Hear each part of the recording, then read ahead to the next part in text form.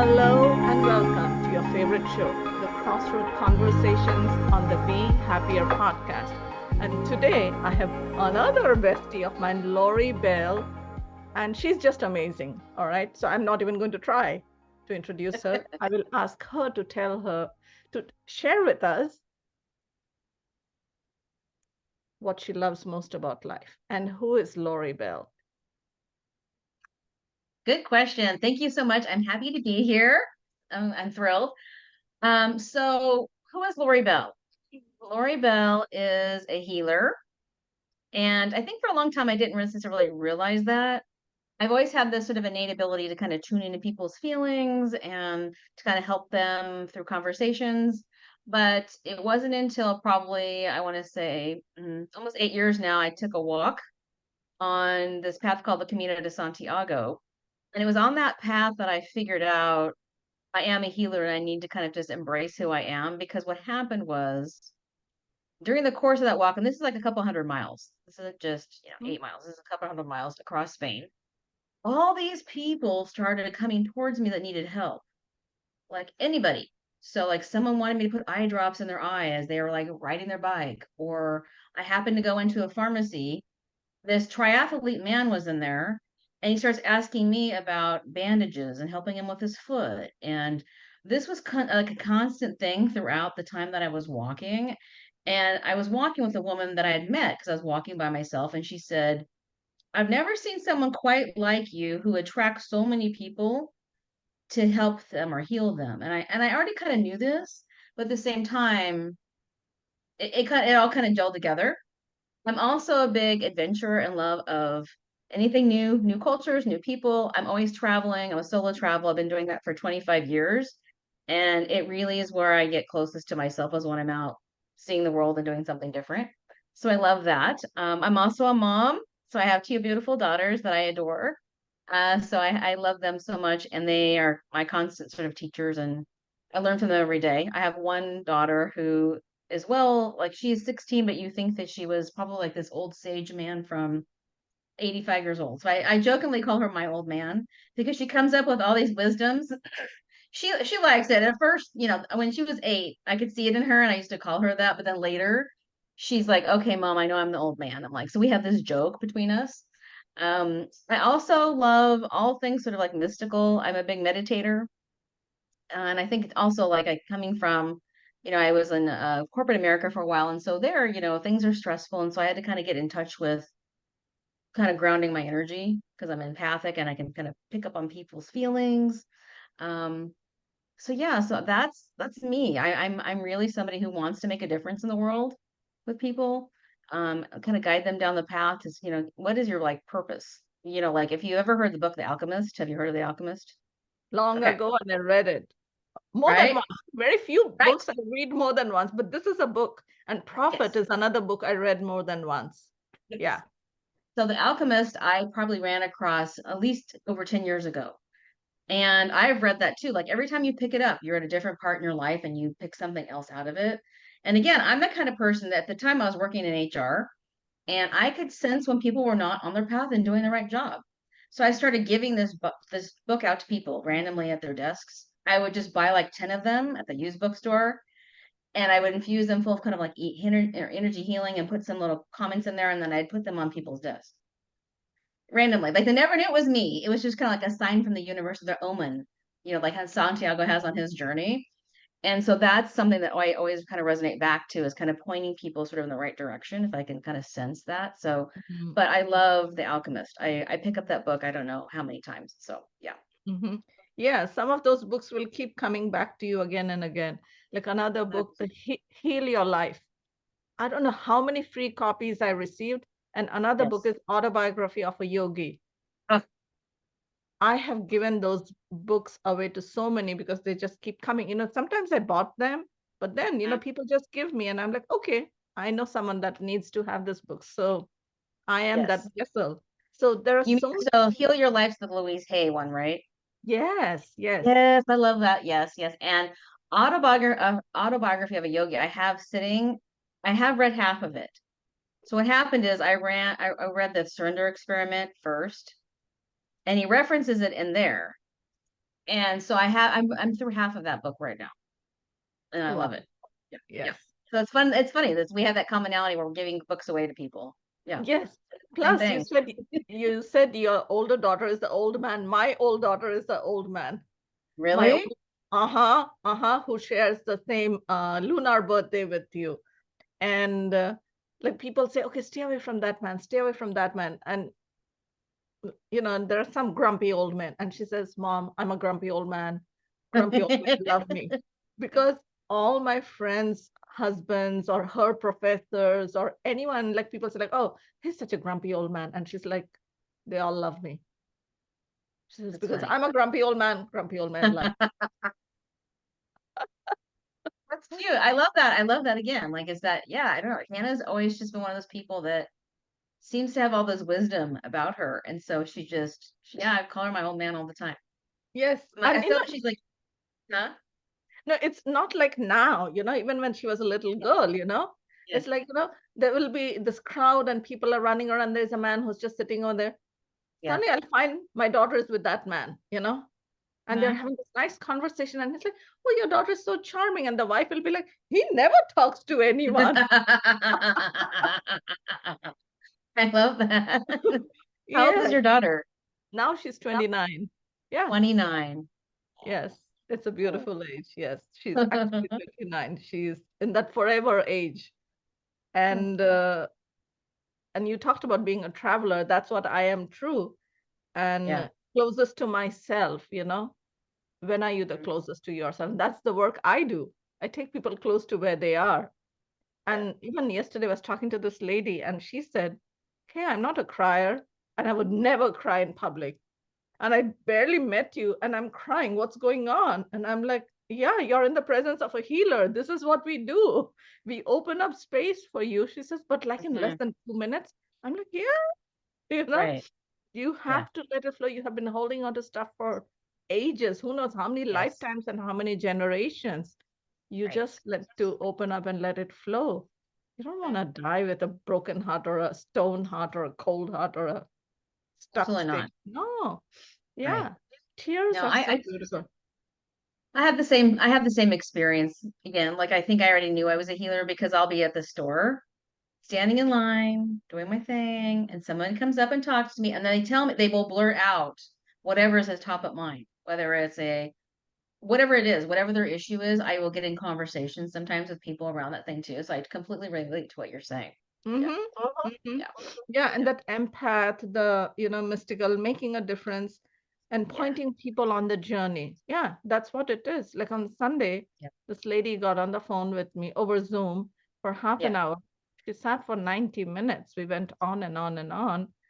Mm-hmm. And yesterday, she sends me an email saying, Keya, I trust God and I trust you. Oh, that's so nice. I love that for you. Yeah, Oh, like you don't pay people to say these things. And she sent it in an email. I love it. Yeah, yeah. Oh, how did that make you feel? It felt so good. Like, good. I could do something for her, right? And I know Yeah, I wasn't doing it. My ego wasn't doing it. I wasn't of course not. conscious of that. I was just being there for her. And she says, I have never been so vulnerable in my life. And even 2 weeks ago, I was on a conversation with a man who is like a world-renowned photographer. I'm not going to tell his name. He's traveled the Yeah, world for yeah, so many years, like, taking yeah. photographs in NGOs. And this is what he said, that I feel so vulnerable. I don't know. I shared so much with you. I don't talk like this. That's awesome.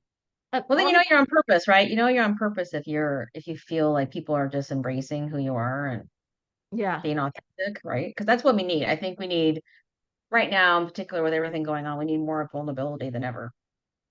I mean, that is the Yeah, authenticity. And without authenticity, you cannot be in authority because people talk about power and force and yeah, all these things. yeah. But if you're not being authentic, I mean, like, you're not serving yourself, you're not serving No, someone else. You'll exhaust yourself. And after some time, you will know that you're not. I mean, if you're not being authentic, then what's the opposite? A fraud, yeah. a fake. You don't want to be that. Well, I You mean, I want to think be, sometimes people may not know quite yet who they are. So Most. maybe Mhm. I'm always trying to like think of it too, like, okay, maybe they're blocked. Maybe they have something to release. They haven't really Absolutely. they Yeah. haven't settled in, they haven't settled into themselves yet, or they're not embodied yet around like them being comfortable with who they are, right? Yeah. That can be Yeah. kind of a scary place for a lot of people, I think, sometimes. But if you look around and people, at least like, the famous people, because we don't know regular people. Regular people, I know a few, you know a few, but Yeah. the public figures that you see, and you see their persona, and then you hear the stories a few days later, a few weeks, months, years Hmm. later. And I'm like, wow, that was a person with so much going on for them, but inside they were like Yeah. not aligned with who they are. Right.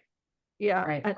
And that's a sad place to be in, that when you can do so much for so many, and so many people look up to you and all these good things, and what is the story? How are people going to remember you?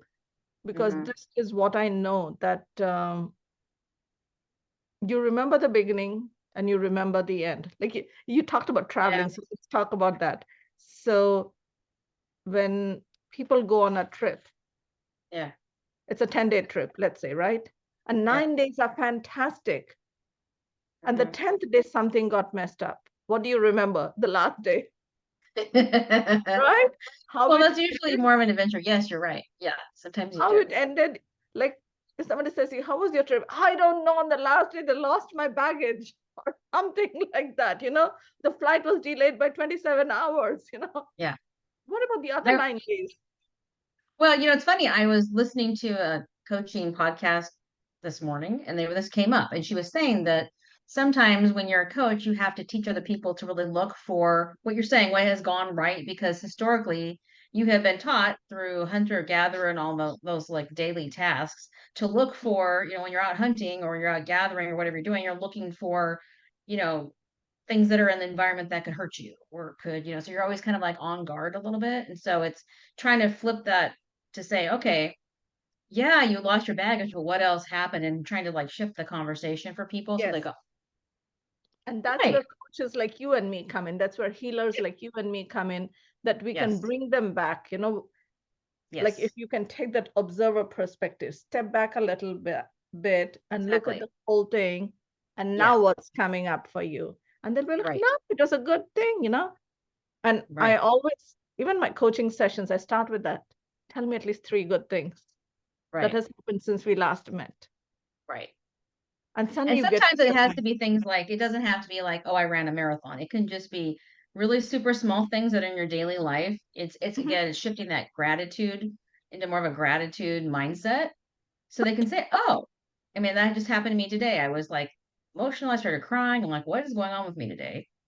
And I didn't know. And so I had to kind of stop, breathe, ground my energy, go stand in the sunshine and go, okay, what is going right for you? I named off like 7 things.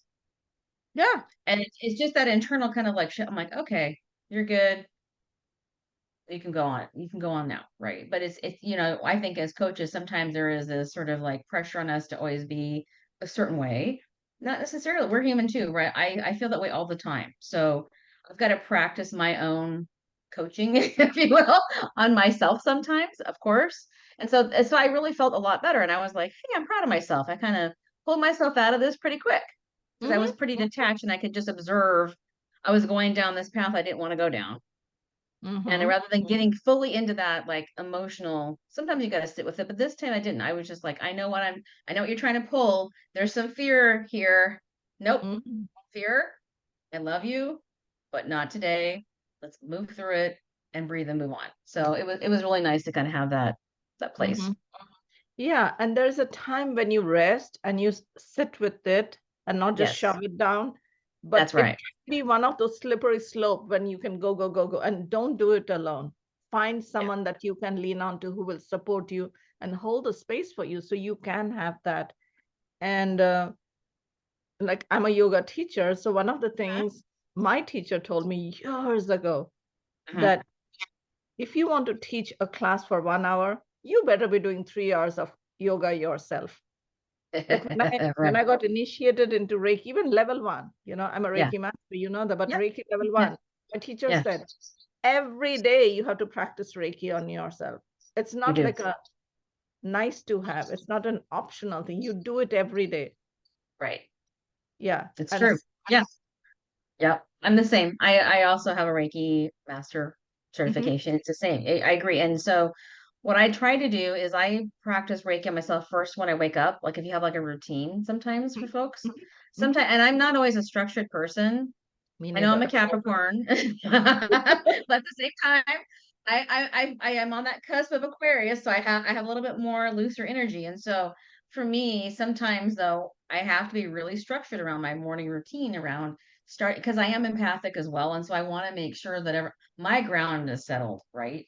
And I'm Mhm, feeling grounded in my own body before I can go help other people or and go into that sort of like conscious listening mode. I've got to be able to kind of ground myself. So even if it's a quick mhm. 15 minutes. I mean, I think sometimes people think it has to be, oh, 30 minutes of a practice. No, whatever needs to work into your routine in the morning, even a 10-minute breathing session or whatever you want to call it, right? You know that, then that will Yeah. really kind of help your energy shift into this sort of energetic space where you can ground and kind of move forward. So Yeah. yeah. Like if you think about it, like at night, I always tell my clients, and I do it myself too, I do my rituals, whatever Yeah. it is, and then I put my left hand on my heart, my right hand on my belly, and I Uh-huh. take a few breaths and I go off to sleep. And when I Uh-huh. wake up, I'm really good, but still, I'm like, Yeah. okay, it's like, you take a car, you drive it and everything is good. You checked it, tomorrow you're going on a trip, right? You checked everything. You don't want to come up with a surprise in the morning, but still in the morning, you check your car. Yeah. Are Right. the lights Exactly. still working? Is the brake still working? Is everything still working? So Right. it's like that. And so you Yeah. give yourself this extra boost to go on till, your 2 p.m. when you need caffeine, but don't take the caffeine, go take a nap. Yes. Yeah. Right. No, I agree. I think that there's also, some people don't realize sometimes too, like at night, once your subconscious mind hits, I think about Wayne Dyer, when he was around and all his teachings. And so he was always talking about too, like, when you get to that place when you're going to sleep, your brain is still continuously absorbing and running in the background all night. And if Mhm, you go to bed feeling upset, there's a whole upset. Don't go to bed upset. It really is true. So the more it's beautiful that you're doing that. You're kind of grounding yourself before you mhm, go off to sleep to kind of, get yourself ready for the next day. mhm. You Yeah. were mentioning that book, the autobiography of a yogi. Yes. Yes. So I do practice Kriya. This has been my Okay. for last 23, 24 years. And Wow. the Kriya meditation, one of the practices, your breath work, where you take your attention from your fontanelle to your third eye, back to your Uh-huh. fontanelle, back to your third eye, and you Uh-huh. do that. So your breath is over here. It's not in the lower chakras. It's between, the sixth and the seventh one over here. Okay. Yeah. And then you go to sleep because during your sleep, you do not have a conscious mind. You do not have the ego mind. You do not have the thinking mind. Yeah. Yeah. You have you don't have physical needs. Like, like an example I'll give you is, let's say you go to bed at 9 and Uh-huh. somebody comes in, like your daughter comes and tells you at 8:30, Mom, can you look at this? And you say like, honey, not now. Let's do it tomorrow morning. The first Yeah. thing when you wake up. Why? Because you're slipping and sliding. There's no more critical mind. You don't want to think. You don't want to like decide, Yeah. analyze, rationalize. You don't want to do any of that.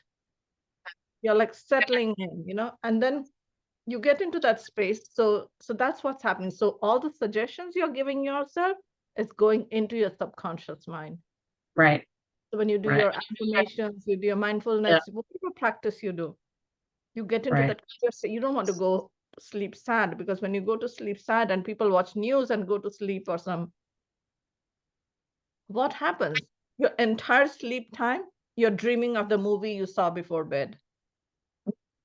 Yeah. And then you wake up, you're Right. like, oh, I was in Playing. that movie. Because that's just what you fed your unconscious mind with. And Yeah. now that's Right. part of your Right. reality. Yeah. Mm-hmm. Mm-hmm. No, 100%, 100%. I know, I know. It's interesting that the Kriya Yoga, I've been wanting to get into that. So this is probably a sign I should finish that book. Yeah. Finish that book. And you have an ashram very close by to where you are. I will confess I've had it for a while and I've been doing all this studying and this learning, so I can only learn my brain is fairly full, but I hear it calling to me quite frequently. And I keep going back and reading more chapters and reading more chapters. So this is a sign from the universe that I need to finish the book. I Mm-hmm. hear you. I hear you. Yeah.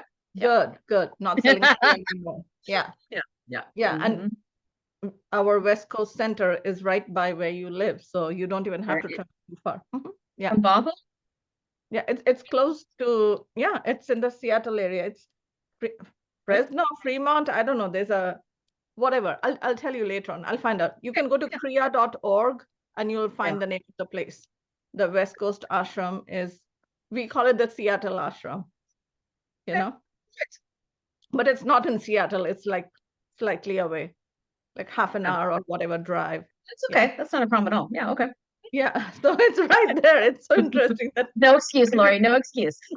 yeah, we are even talking about this on this I know. It's come up. podcast. Okay, cool. Yes. So tell me, because we are in crossroad conversations, and I did not say this upfront, this show is unedited, unfiltered, and it's raw and real. We could Yep. laugh, we could cry, we could scream, we could do whatever we want Yeah. because we keep it human. And it's Hmm. just a conversation between two peer coaches, let's say. Yeah. Right. So I know you were in the corporate world Hmm. and now you're an entrepreneur. So you had to Yes, pivot. I So, did. and I believe that human beings are given choices. We always have choices. And Yep. when we don't choose, then we live through chance. Like if you are not stopping, the universe will come stop you. If That's you're it. not changing your path, then the universe will make you change the path. Because that's what happened to me. I used to work in the corporate and I got laid off and I had to Hmm. look around. And then I said, oh, I don't want to go back there. I call myself psychologically unemployable. I cannot work for anyone else anymore ever again. No matter Right. what Right. it takes, I'm going to work for me. Yeah. So, what are those conversations that you have with yourself or those mindset shifts that you went through and you are still experiencing when it comes Mhm. to making that change? Yeah. And let's talk about career. Yeah. I mean, I think that for me, it's been probably 10 years that I've been thinking about being an entrepreneur, to be honest with you. There's been periods of time I came from doing training and development and coaching in the corporate world. And so there's always these conversations where a few of us would get together and go, why aren't we out there on our own? We could do this job way better than someone else, right?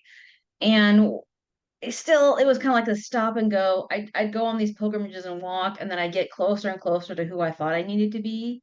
Mm-hmm. But honestly, it wasn't until, I was getting fairly burnt out in the current old job I had. Mm-hmm. And I was supposed to go in for just a standard exploratory surgery because I was having some medical issues. And what ended up happening is I ended up getting sepsis. So this was back in March of this year. And so during the time that I was in the emergency room with a really high fever, and I had called the ambulance because I went into that night, I had gotten up not feeling good. I went in and looked at myself in the mirror and I didn't recognize my face. Like I didn't see any life force energy in my eyes at all. Like I'm usually kind of sparkly and kind of light, and seriously, most of the time. And I didn't see any of that. And my face was really red and it wasn't me. It just wasn't me. And I was scared. Mm-hmm. And because I've got family and I'm here with my daughters alone. And so I just knew I had to go. Right. And so during the time that I was there, I was laying there. I remember laying there on the emergency room on the stretcher, and they had all these blankets on me. It was like 5 blankets. I was just shivering. And I started to kind of feel myself come off Mm-hmm. out of my physical body into Mm-hmm. the light. But then it was more like it was almost like I was being catapulted into this light at a very fast pace. It was just very, very fast. And I remember feeling though so light and happy, which was different than what I'd been feeling before, right? Because I'd been sort of like kind of like questioning my path. Do I still want to be in the corporate, this job specifically? And when I got towards the light, I could kind of feel this like come towards me. But then I heard a voice say to me, this isn't your time. You have work to do. Mm-hmm. And I remember feeling then myself kind of going back into my physical. It was almost like I fell back into my physical body. And what I didn't know then is that during that time that I was kind of out of my body, they thought I was going to go in a septic shock with my heart. And my blood pressure was extremely low, and they were pumping me full of saline fluids to get me because I needed to have another surgery, emergency surgery, but they couldn't at the state that I was in because my blood pressure was too low. But once I went back into my physical body, my blood pressure started stabilizing again. I could have that surgery. So it was during that time, and I ended up being, just long story short, I ended up being hospitalized for like 10 days because I ended up having some allergic reactions to some antibiotics and things. So it became this larger ordeal. But what happens during those periods of time is that you're with you. Mm-hmm. You're there are people caretaking you.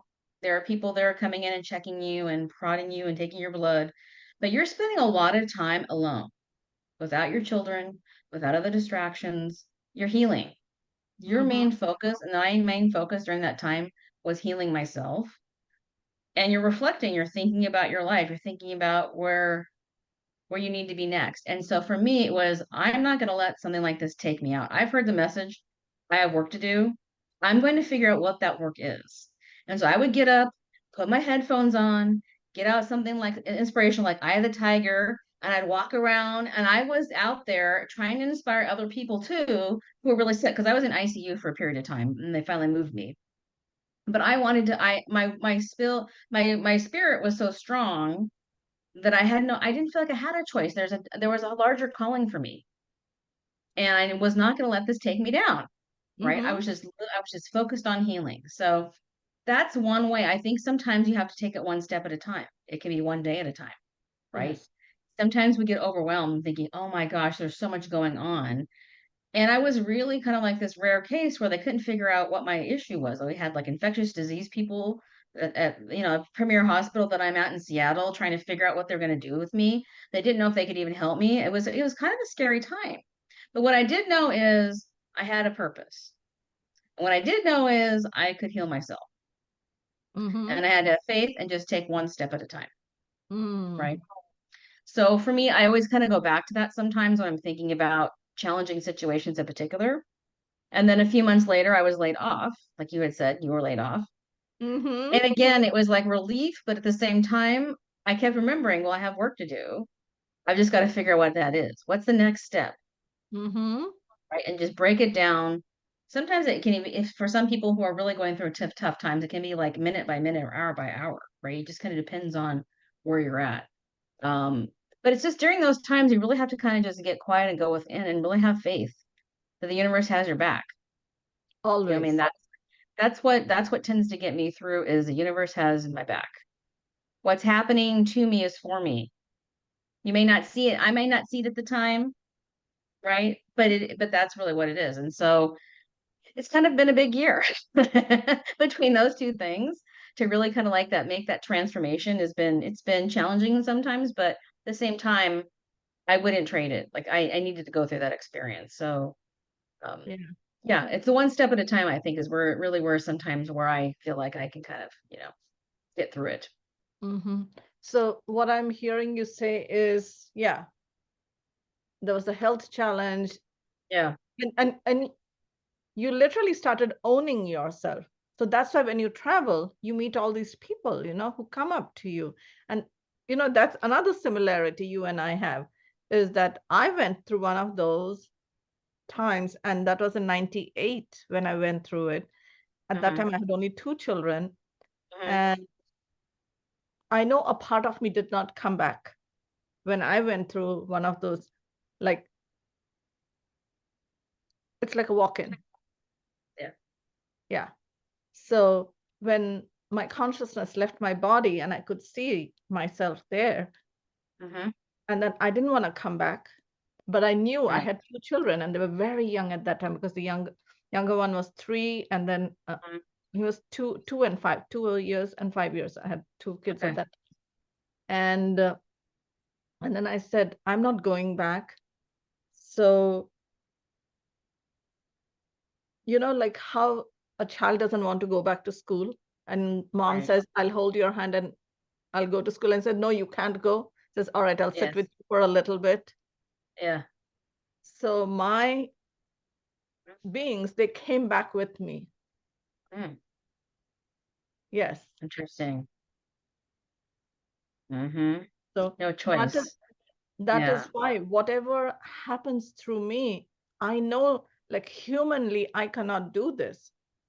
Right. Like people ask me, how do you do what you do? Like when I started Ventura Healing Center, and it was a back like a house in the Buddhist temple where I started. It was the Ventura Buddhist Center, and I had the Ventura Healing Center. And it was a Mm-hmm. Vietnamese Mm-hmm. temple, and the people would come and they would come to me for healing, and they would be like, whatever you do, can you teach us to do? And I'm like, I don't know. I said, if it's just Reiki, I can initiate you into Reiki. It's Right. just not, we have been to other Reiki people, but they can't do what you do. I'm like, of course they Right. can do what I do because I'm Yeah. not doing it. It's happening through me, not by me. Right. That's right. Exactly. Yeah. Right? So, Yes. and when you live in that surrender without the ego, like, oh, I'm the great healer and I'm going to really heal you, it's not happening. Um, Yeah. You have to no. really hold space and become this vessel. If you believe in God, God, if you believe in angels, angels, higher being, Right. you Right. know, and they work through you so you can help whoever is there in front of you, however they want, point them in the direction of their path, not your path, their path. Right. Well, you're right. I think that, so I think when I was studying, they called it also like you're a hollow bone, right? Like you're just, Hmm. I agree. Like you've got to be able to put your ego aside to be able to do that work. Hmm. And sometimes I don't know what's going to come through me. I think about even my most effective times when I was like even doing a talk or I was doing a training.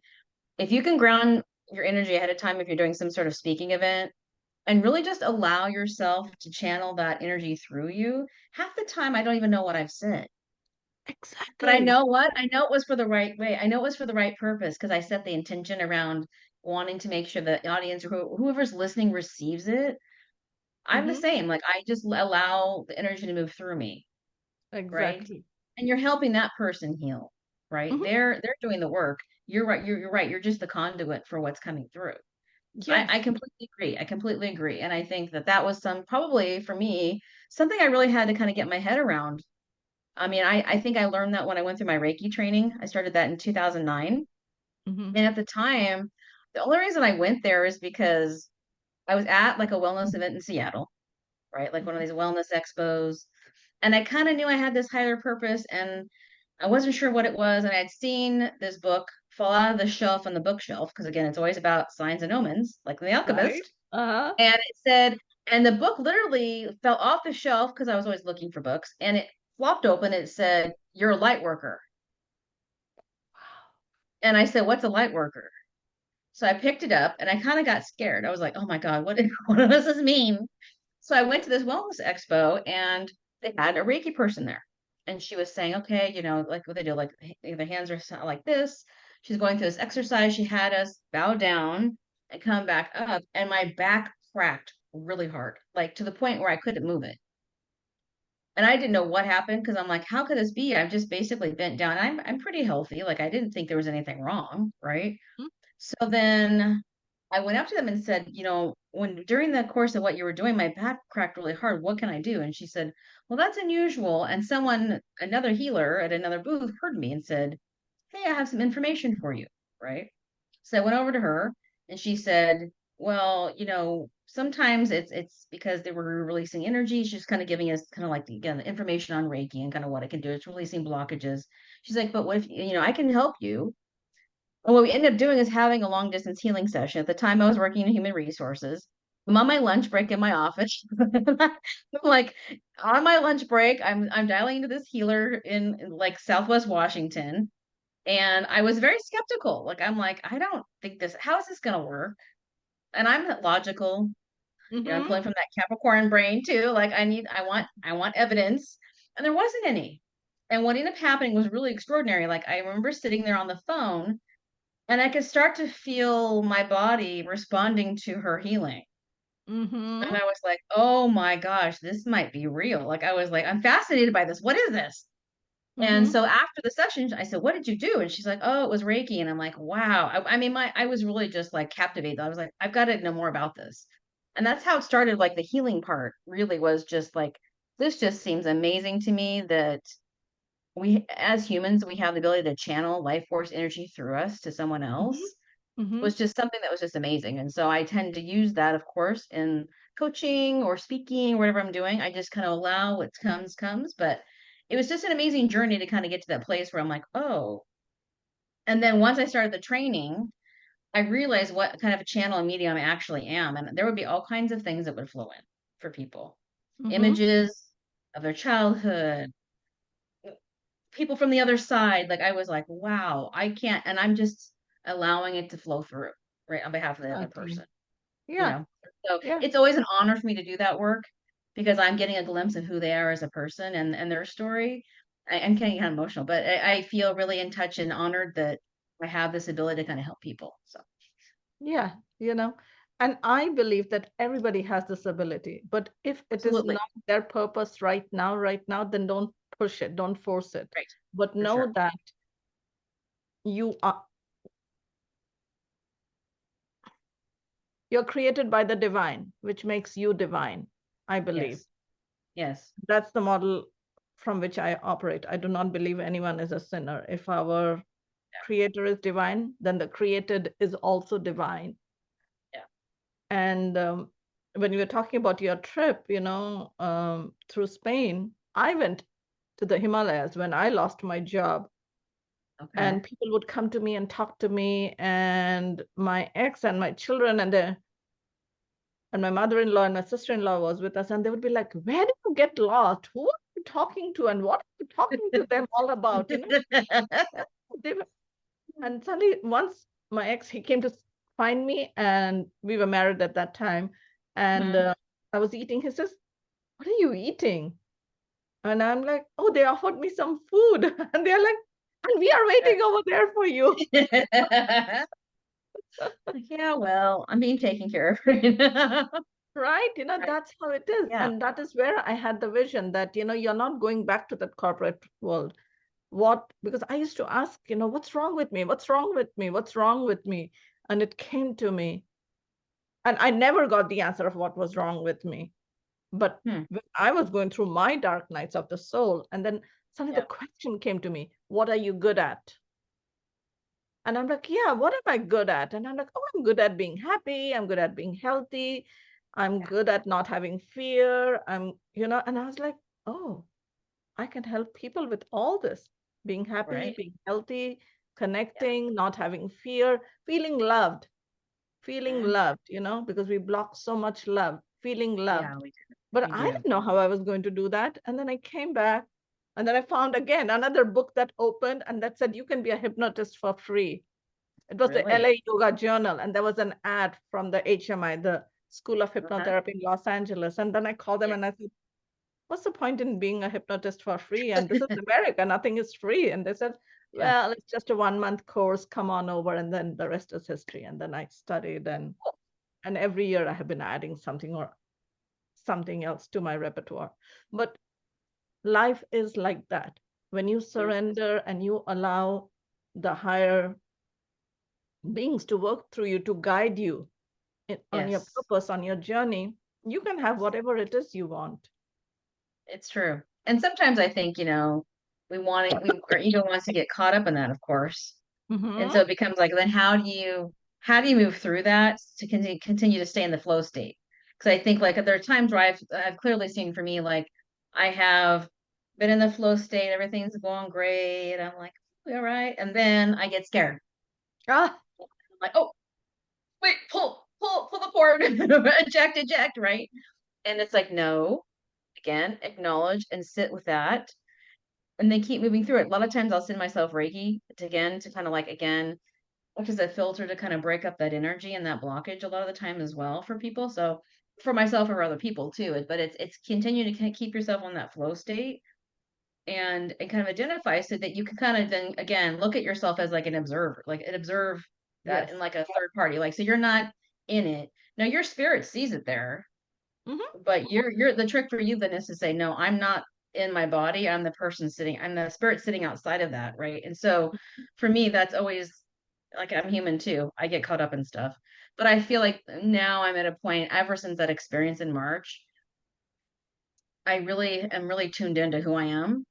And I'm Mhm. just feeling called. Like my fear is not as big as my calling to help other people. Like it doesn't matter if I'm afraid. I'm walking through it anyway because I know I have other work to do to help other people. If that makes sense. Yes. And your higher power is guiding you and pulling you forth, No one Yeah. does it alone. We have earth helpers and we have celestial helpers. So it's that trusting that process and just staying on the journey. And if you have a calling and you have been chosen and you have been called, you Mhm. cannot stop it. No, I agree. You want to stop, they will drag you, they'll pull you. I know, I agree. 100%. Yeah. Yeah. Yeah. No, I know. I know. It's fine to that point. I'm like, okay.